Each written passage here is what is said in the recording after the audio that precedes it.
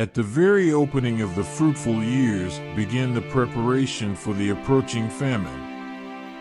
Under the direction of Joseph, immense storehouses were erected in all the principal places throughout the land of Egypt, and ample arrangements were made for preserving the surplus of the expected harvest.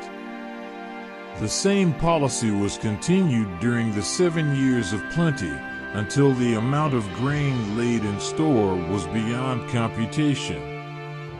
And now the 7 years of dearth began to come, according to Joseph's prediction. And the dearth was in all lands, but in all the land of Egypt there was bread. And when all the land of Egypt was famished, the people cried to Pharaoh for bread. And Pharaoh said unto all the Egyptians, Go unto Joseph, what he saith to you, do. And the famine was over all the face of the earth, and Joseph opened all the storehouses, and sold unto the Egyptians. The famine extended to the land of Canaan, and was severely felt in that part of the country where Jacob dwelt. Hearing of the abundant provision made by the king of Egypt, 10 of Jacob's sons journeyed thither to purchase grain.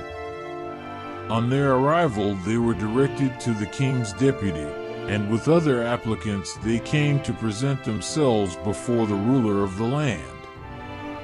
And they bowed down themselves before him with their faces to the earth. Joseph knew his brethren, but they knew not him. His Hebrew name had been exchanged for the one bestowed upon him by the king, and there was little resemblance between the prime minister of Egypt and the stripling whom they had sold to the Ishmaelites. As Joseph saw his brothers stooping and making obeisance, his dreams came to his mind, and the scenes of the past rose vividly before him. His keen eye, surveying the group, discovered that Benjamin was not among them.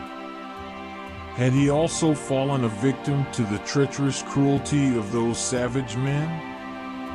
He determined to learn the truth. Ye are spies, he said sternly, to see the nakedness of the land ye are come. They answered, Nay, my lord, but to buy food are thy servants come. We are all one man's sons, we are true men, thy servants are no spies. He wished to learn if they possessed the same haughty spirit as when he was with them, and also to draw from them some information in regard to their home, yet he well knew how deceptive their statements might be. He repeated the charge, and they replied, Thy servants are 12 brethren, the sons of one man in the land of Canaan, and, behold, the youngest is this day with our father, and one is not. Professing to doubt the truthfulness of their story, and to still look upon them as spies, the governor declared that he would prove them by requiring them to remain in Egypt till one of their number should go and bring their youngest brother down. If they would not consent to this, they were to be treated as spies. But to such an arrangement the sons of Jacob could not agree, since the time required for carrying it out would cause their families to suffer for food, and who among them would undertake the journey alone, leaving his brothers in prison? How could he meet his father under such circumstances? It appeared probable that they were to be put to death or to be made slaves, and if Benjamin were brought, it might be only to share their fate. They decided to remain and suffer together, rather than bring additional sorrow upon their father by the loss of his only remaining son. They were accordingly cast into prison, where they remained 3 days. During the years since Joseph had been separated from his brothers, these sons of Jacob had changed in character.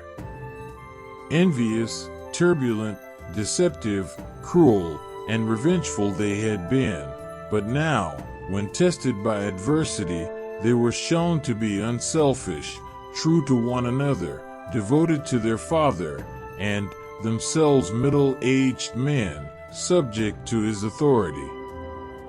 The 3 days in the Egyptian prison were days of bitter sorrow as the brothers reflected upon their past sins. Unless Benjamin could be produced, their conviction as spies appeared certain, and they had little hope of gaining their father's consent to Benjamin's absence. On the 3rd day, Joseph caused the brothers to be brought before him. He dared not detain them longer. Already his father and the families with him might be suffering for food. "This do, and live," he said, "for I fear God. If ye be true men, let one of your brethren be bound in the house of your prison. Go ye, carry corn for the famine of your houses, but bring your youngest brother unto me, so shall your words be verified, and ye shall not die."